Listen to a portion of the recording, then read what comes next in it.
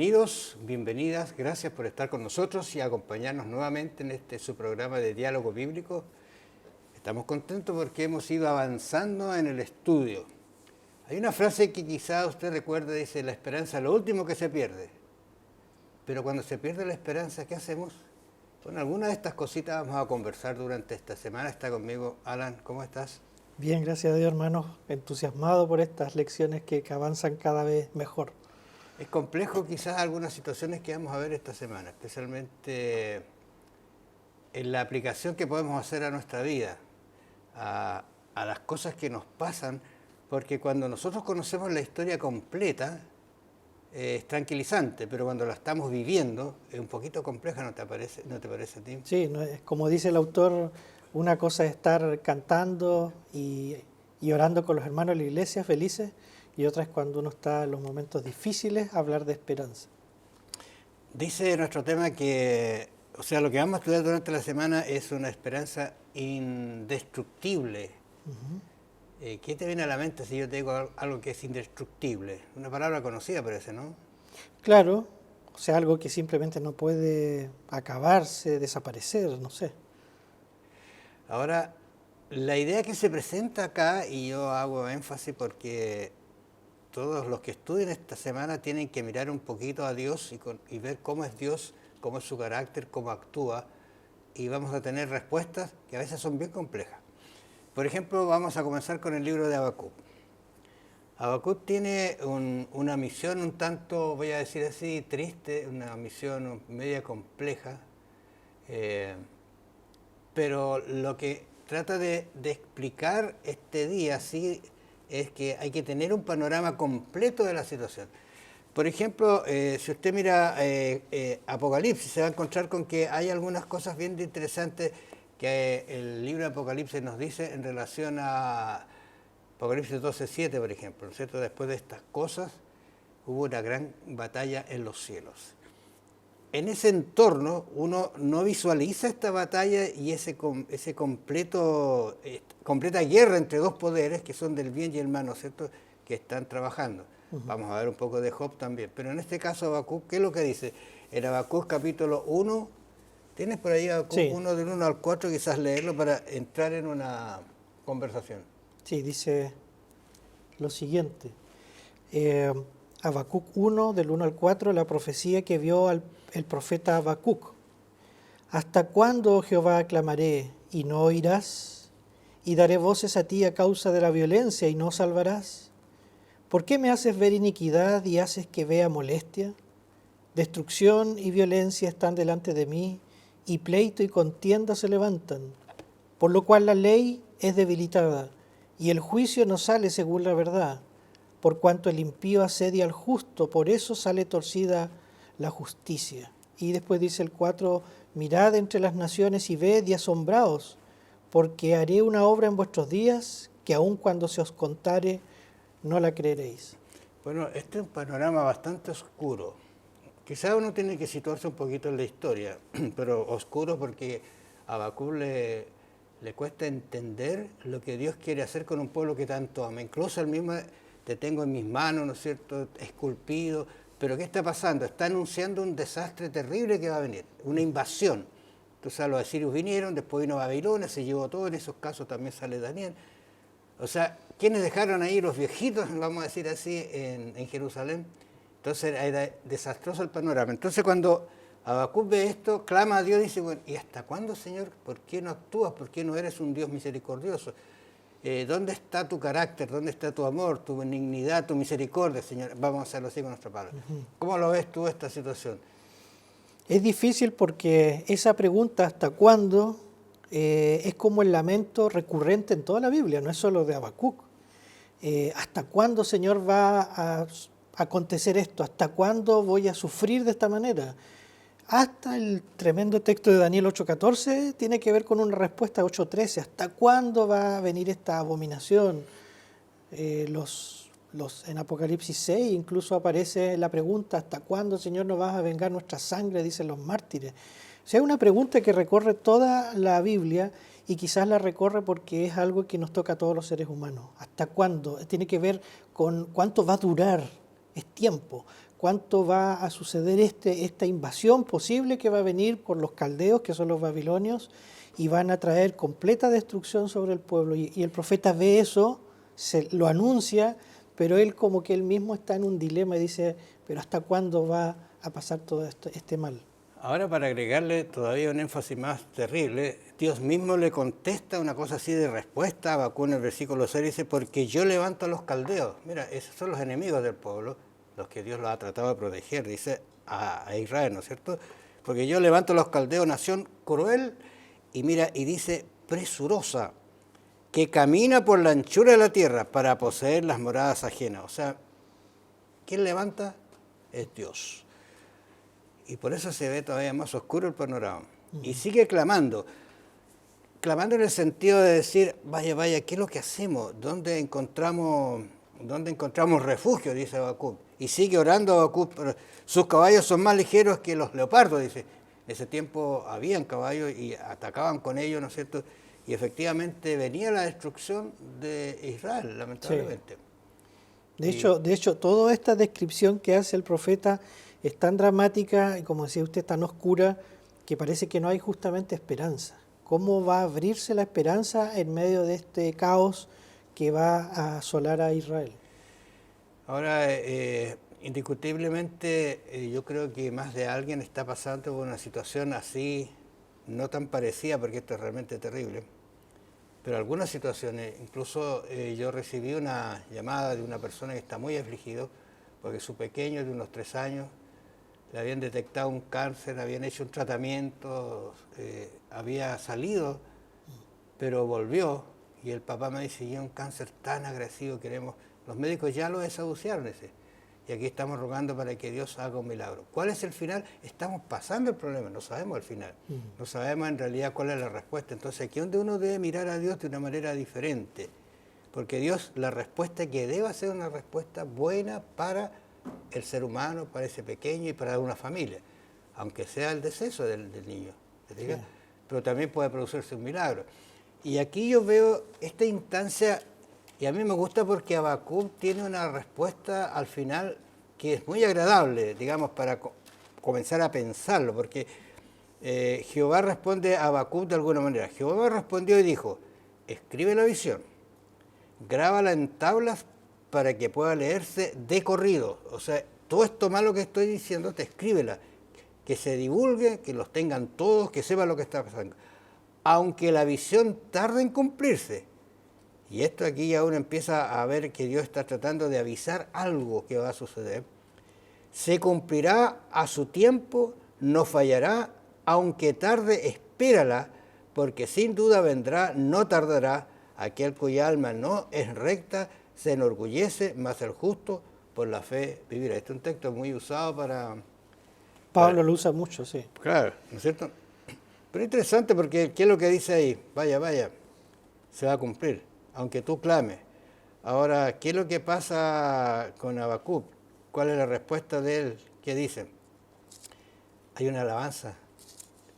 Al final de todo lo que pasa, Habacuc dice, lo que pasa es algo de Dios, y Dios de alguna manera va a solucionar, va a arreglar este problema, y él dice, yo te alabo. Yo te alabo. Mire, no entonarán todos estos contra el refranes y sarcasmos, dirán, ay del que multiplicó lo que no era suyo, ¿hasta cuándo seguirá acumulando prendas tras prendas? O sea, sigue la situación terrible de Habacuc, que está profetizando lógicamente. Es decir, hermano, todo esto que está leyendo ahí está en el capítulo 2, ¿no es cierto? Claro, que le sigue. Pero lo interesante es que ya acá uno puede observar algo, que frente a este caos y toda esta invasión que va a llegar sobre Israel, el profeta recibe esta respuesta de parte de Dios, pero le dice, pero va a demorar, va a tardar un poco, pero va a llegar. Es decir, que acá, desde el punto de vista de Habacuc, la idea de la esperanza, justamente como incluso en la misma palabra lo contiene, es esperar la intervención divina. Pero no solo se espera por un asunto del esfuerzo humano o de las capacidades que uno tenga militares y todo eso, sino que está basado en quién es Dios, cuál es su carácter, y como el profeta conoce del Señor, recibe su palabra, dice, sí, va a llegar, solo la parte que nos toca a nosotros es mantenernos con fe, mas el justo por la fe vivirá. Es decir, y de hecho, entre paréntesis, la palabra en el hebreo para esperanza tiene un sentido muy distinto a la nuestra, hermano, a la que tenemos hoy en día, porque uno cuando espera dice, ojalá, yo espero que te vaya bien en el trabajo, yo espero que el partido de fútbol termine así, qué sé yo. Uno siempre está especulando, mirando, pero no es real todavía. En cambio, en la Biblia, la palabra esperanza siempre tiene que ver con el presente, que mi conducta y lo que yo hago hoy, ¿no es cierto?, se lleva a cabo de acuerdo a lo que espero que se realice. No es un asunto así como quedarse de brazos cruzados y que el profeta no haga nada. Y por lo tanto, como usted dice al final del libro, hay una oración de esperanza, pero ojo, pero esto todavía no sucede. Claro. Y eso es lo que tenemos que recoger de este libro, chiquitito, ¿no es cierto?, de Habacuc, pero en el centro dice, no siempre la respuesta de Dios va a venir en forma inmediata o de acuerdo a nuestros planes, pero Dios sabe qué es lo que es mejor, qué es lo que vamos a ver un poquito más adelante. Claro, ahora es interesante porque Habacuc comienza con un problema grave que tiene, va a la seguidilla de situaciones, Dios le advierte cosas terribles, pero ¿cómo termina él? Dice, aunque la higuera no florezca, aquí está la fe y la esperanza que tiene Habacuc para él y para su pueblo. Dice, ni en las vides haya frutos, aunque falte el producto del olivo y los labradores no den mantenimiento, o sea, esta cosa es un desastre, aunque las ovejas sean quitadas de las majadas, y no haya vacas en los corrales, o sea, está quedando sin nada. Con todo, y aquí me parece extraña la reacción, pero la persona, o vamos a decir así, quien confía en Dios, que tiene fe en Dios, dice, con todo yo me alegraré en Jehová, me gozaré en el Dios de mi salvación. Jehová el Señor es mi fortaleza, Él me da pie como de ciervas y me hace caminar por las alturas. ¿Qué esperanza tenía Habacuc? Es la esperanza que nosotros deberíamos tener también.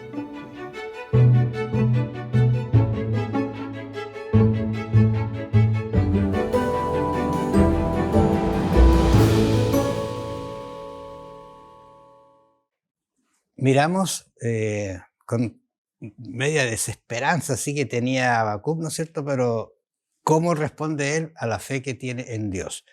Pero luego nos vamos a encontrar ahora viendo la idea de quién es nuestro Padre. Porque Habacuc conocía a Dios, tenía una respuesta, siempre él sabía que la respuesta era Dios, aunque vino el desastre grande. En el caso de Job, encontramos que Job también conoce a Dios, muy bien. Incluso Dios dice quién es Job al comienzo, ¿no es cierto? Un hombre justo, temeroso, qué sé yo. Pero el versículo 42 comienza... capítulo 42, de Job, comienza la respuesta de Job. ¿Qué es lo que ha pasado? Él perdió su salud, su esposa se quedó, pero le dice, mira, maldice a Dios y muérete. Los amigos, entre comillas, ¿no es cierto?, estuvieron una semana por allí mirándole y al final comenzaron a dar y a decirle que lo que tenía era culpa de su pecado o de alguna cosa que tenía.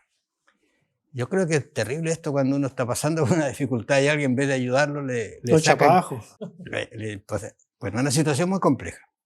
Ahora, ¿cuál es la respuesta de Job? Y es bueno analizarla porque es vamos a decir así, es una respuesta de un hombre que a pesar de que era tan justo, tuvo capacidad de crecer y de creer mejor en Dios.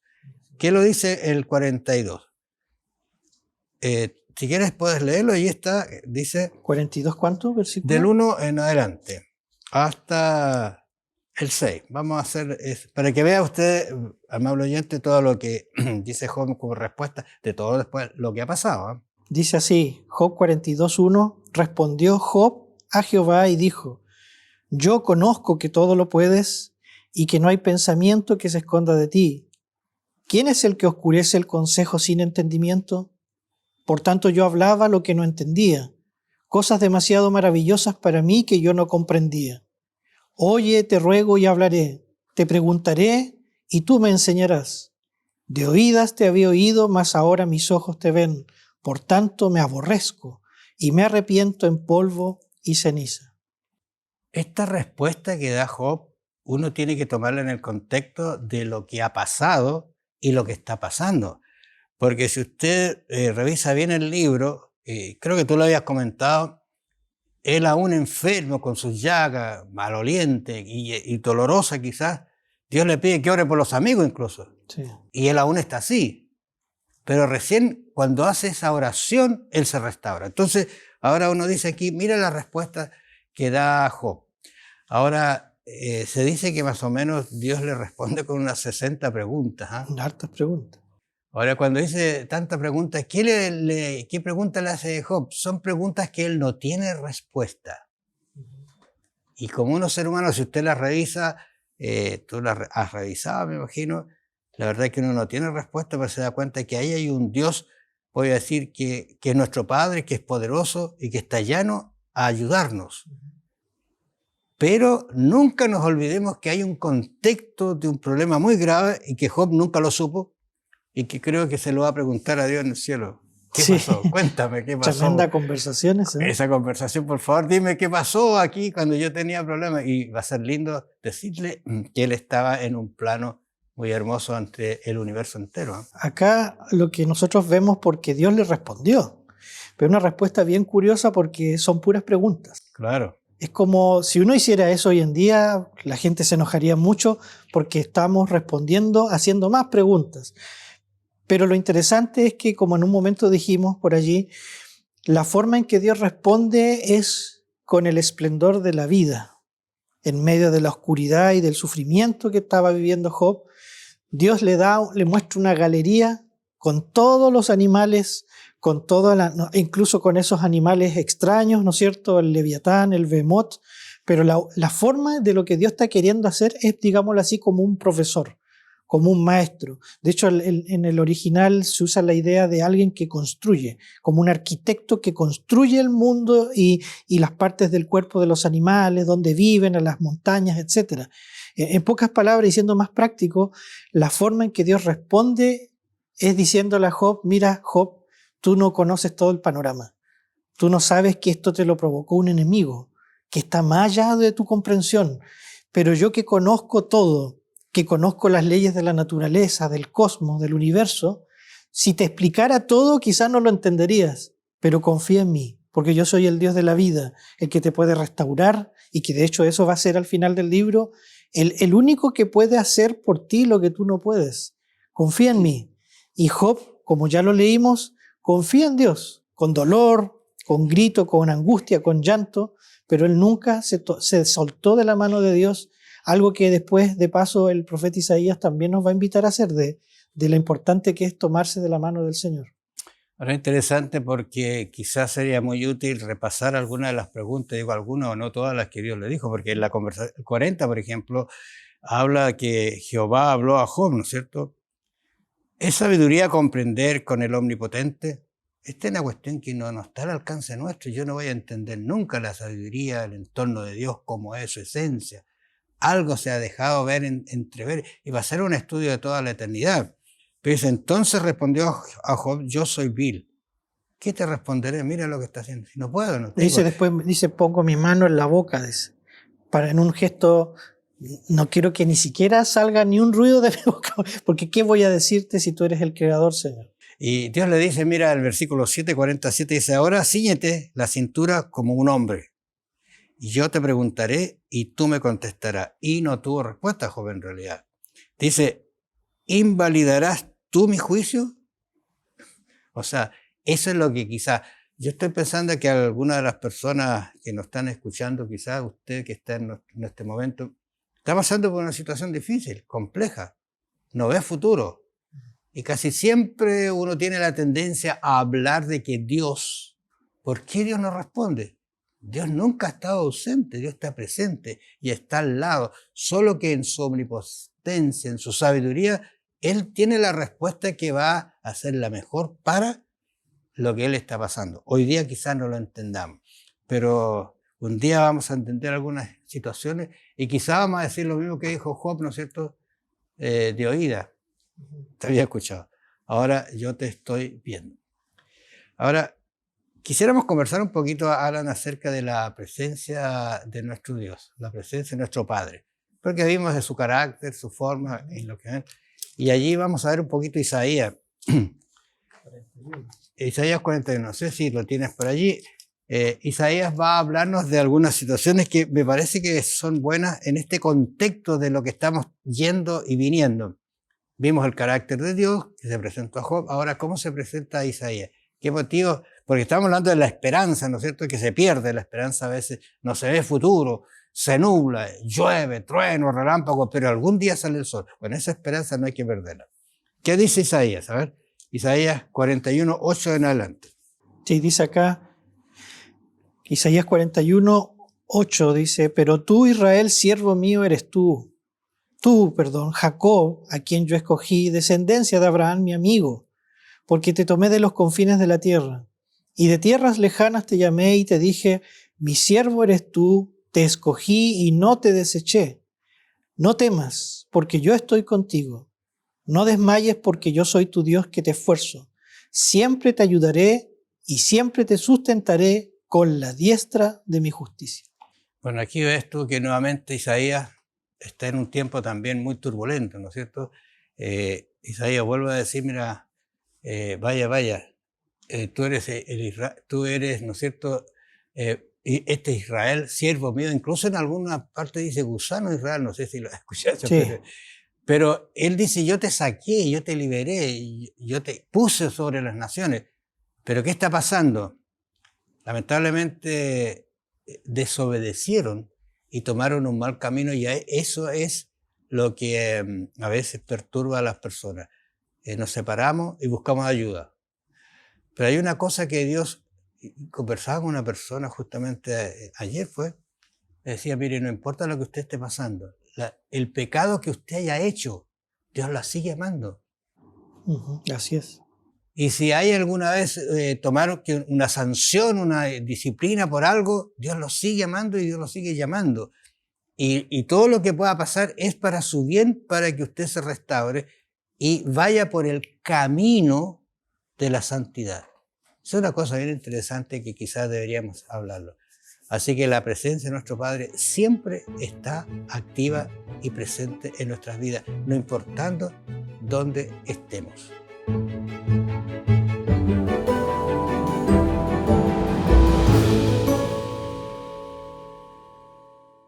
Mirando el carácter de Dios no se puede decir que bueno es Dios misericordioso, ¿no es cierto? Pero Dios tiene planes para nosotros como sus hijos, tiene planes a futuro. Incluso hay un detalle que aprendí estudiando esta lección, que uno debería comenzar a vivir la felicidad del cielo aquí, a pesar de las situaciones que tiene. Porque yo me imagino de cuántas cosas puede Dios habernos librado por estar en este camino. ¿Dónde estaríamos? Ahora vamos a ver un poquito de Jeremías, el capítulo 29. Yo siempre les pido a los auditores que se lean el contexto, porque no tenemos tiempo para analizar todo. Pero acá dice que Jeremías escribe una carta. Dice, estas son las palabras de la carta que el profeta Jeremías envió desde Jerusalén. ¿A quiénes? A los ancianos, mira, que habían quedado de los que fueron deportados, a los sacerdotes y profetas y a todo el pueblo de Nabucodonosor, llevó cautivo de Jerusalén a Babilonia. O sea, ¿cuál es el momento? 606, cuando, ¿no es cierto?, invade Babilonia, se lleva, en eso está Daniel, sí, se llevó lo mejor, la flor y nata, y dejó a los ancianos, qué sé yo, pero les manda una carta a ellos. ¿Qué te parece esta carta? ¿Tú la has leído más o menos? Sí, una carta de dulce y agraz, porque es una carta sobre todo desde el enfoque de la escuela sabática de esperanza. Ahí está el acento, el punto principal, aunque como usted decía, si uno lo lee con más detenimiento en casa, dice cosas terribles la carta, pero terribles por la honestidad de Dios, digámoslo así, con Jeremías para con su pueblo. Le dice, mire, ustedes van a seguir, van a haber más deportaciones después, pero esto está sucediendo por los pecados que ustedes han cometido, y por eso le habla a los líderes. Es una cosa sensible esto que aparece aquí. Usted mencionó a los sacerdotes, profetas, porque ellos tienen más responsabilidad probablemente según la Biblia, pero a pesar de eso tan terrible y tan directo de parte del profeta, esta carta es una carta de esperanza. Es una carta donde les dice, mire, se van a tener que ir 70 años al cautiverio, pero aún así van a volver, van a retornar a su tierra. Y uno se pregunta, ¿por qué Dios haría y permitiría una cosa así? ¿No? Lo puedo leer, dice acá, es muy importante este texto en la Biblia, versículo 10, porque así dice Jehová, dijo Jehová, cuando en Babilonia se cumplan los 70 años, yo os visitaré y despertaré sobre vosotros mi buena palabra para haceros volver a este lugar. Pero después dice algo interesante, porque yo sé los pensamientos que tengo acerca de vosotros, dice Jehová, pensamientos de paz y no de mal, para daros el fin que espera, y ahí está la idea de esperar, de esperanza. Y lo último, dice acá el versículo 13, y me buscaréis y me hallaréis, porque me buscaréis de todo vuestro corazón. O sea, Dios ya antes, incluso que suceda esto, y eso es lo extraordinario que podría dar para pensar más, para estudiarlo más, cómo Dios se adelanta a los acontecimientos y a los sentimientos del pueblo de desesperanza, y antes que suceda, aún con el error de Israel, Dios le dice, mira, manda una carta a estas personas, a mi pueblo, a mis hijos, a pesar de su rebeldía. Es una carta que les asegura la promesa de Dios, van a volver del cautiverio, pero van a tener que estar allá todavía en Babilonia. Ahora, ¿cuántos años son? 70. 70 años. Me viene a la mente Daniel cuando oraba, porque él estudiando estas cosas, ya se está cumpliendo, ¿te acuerdas? Sí. Pero 70 años. Mira, a mí me gustó mucho, hay un texto en la mitad de este 29, y tú leíste el 10 y el 11. Así ha dicho Jehová, versículo 4, mira. Así ha dicho Jehová de los ejércitos, Dios de Israel, a todos los que, a los de la cautividad, que hice transportar a Jerusalén, a Babilonia, a toda esta gente que se fueron. 70 años van a estar allá. Edificad casas y habitad, plantad viñas, fíjate, huertos, y comed del fruto de ellos. Casaos y engrandeced hijas e hijos, dad mujeres a vuestros hijos y dad marido a vuestras hijas para que tengan hijos e hijas, multiplicados allá. ¿Qué le está diciendo Dios? Se van a ir al cautiverio, pero yo voy a estar con ustedes. Y hagan la vida. Están cautivos, pero hagan su vida. Les voy a dar posibilidades que ustedes vivan una vida normal. El anticipo del regreso. Estoy pensando que cuando vino el decreto, no todos volvieron, ¿eh? No todos. O sea, estaban bien allá. Se quedaron tan bien y edificaron tan buenas casas que ¿cómo las vamos a dejar? Y vamos a ir a un lugar donde no hay nada todavía, está destruido todo. Pero mira lo que hace Dios, que en ese periodo de tiempo ellos vivan una vida normal a pesar de. Yo creo que este es un consejo para personas que, quizás con respeto lo voy a decir, que nunca pasan el duelo, que nunca, siempre están recordando situaciones amargas, siempre están detrás de un sentimiento de algo que pasó y nunca dejan de ser. Leí una historia de una persona que vivía esta situación y fue donde una persona a visitarla porque tenía una casa con una reja muy linda. Y le dice, mira, en uno de los consejos que le dio a esta persona al visitarla, dijo, mira, si tú no dejas tu pensamiento, te va a destruir. Entonces le pregunto, ¿y para qué es la reja blanca? Le dice, tan linda que tiene. Para que la gente se goce de esta reja blanca y tenga la alegría de vivir. Y esa persona había sufrido un terrible abandono y había quedado sin el esposo, estaba sola, pero ella tenía esas ganas de vivir. O sea, había construido casa, había edificado, a pesar de la situación. Yo creo que ese es el consejo que Dios nos da acá con Isaías, cuando nos habla de los planes que Dios tiene para nosotros, para todos los que somos sus hijos. Otro concepto que queremos conocer, la disciplina de nuestro Padre. Esto es complejo también. En Hebreos. ¿Qué te parece a ti? Hebreo va a hablar del capítulo 11 y luego se va a ir con el 12. Ahora, la disciplina, ¿cómo actúa la disciplina en nosotros? ¿Qué es lo que hace Hebreos 12 del 5 al 13, ¿no es cierto?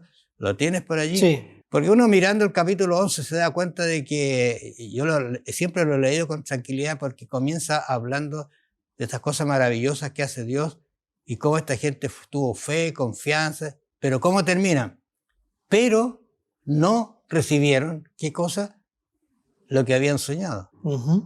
¿Y qué dice el 12 ahí? Bueno, dice hartas cosas, voy a seleccionar algunos textos, quizás el primero más importante, el 2.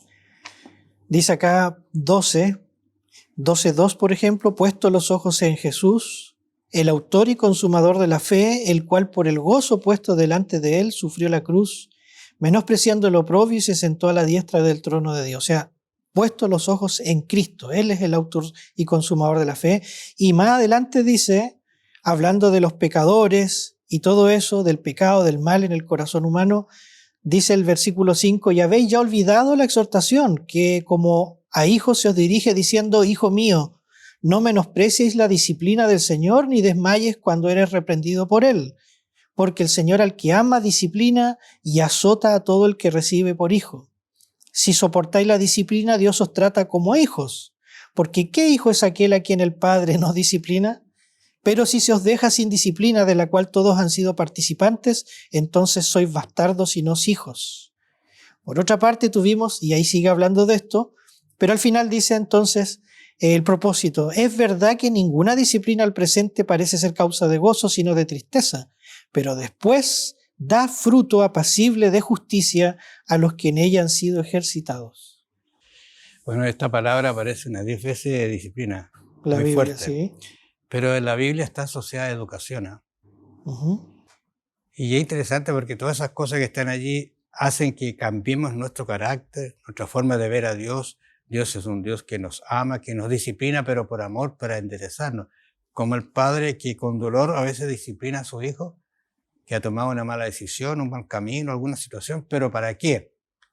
Porque sabe que lo lleva a un camino, en ese camino lo lleva a una situación amarga. Y no quiere eso. Dios dice que ama al bueno, nos ama a todos. Es decir, acá Pablo usa el mejor ejemplo que podría ser para nosotros, como un padre con un hijo. Y quienes somos padres sabemos eso. Nunca uno, en el sentido más propio de la palabra, disciplina a sus hijos o a sus hijas con el propósito de causarles dolor o destruirlos. Uno busca la disciplina para corregir y para hacerles un bien. Y Claro. cuánto más Dios hace eso también con cada uno de nosotros. Busca cada día, ¿no es cierto?, que podamos ser mejores hijos de Él. Sería bueno quizás que usted experimentara esto que estamos leyendo en su propia vida y quizás hiciera una lista de las bendiciones que ha recibido de Dios en el último tiempo. Esas bendiciones que están aparejadas, que nos han hecho felices. Quizás si está pasando por una prueba, una situación difícil, espere. Puede que esté saliendo o por salir el sol. Que el Señor los acompañe y los bendiga. Nos vamos a encontrar la próxima semana.